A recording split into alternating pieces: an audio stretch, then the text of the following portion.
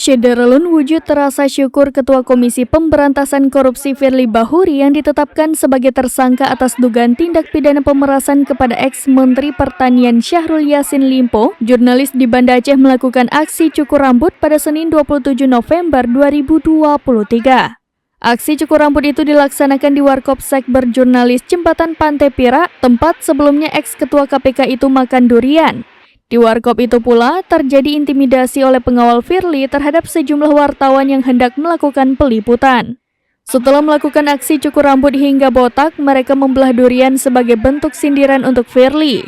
Dalam aksi itu, mereka juga memegang beberapa selebaran yang bertuliskan selamat atas penetapan tersangka terhadap Firly oleh Polda Metro Jaya. Aksi tersebut menggambarkan bahwa jurnalis di Banda Aceh masih kompak dalam bekerja.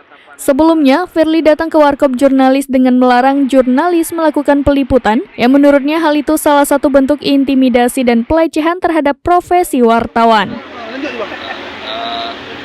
Dan ini sebagai bentuk syukuran kami dan juga dukungan dari teman-teman memberikan dukungan terhadap saya kemarin yang memang menjadi korban intimidasi pengawal Firly. Aksi ini sebenarnya juga sebagai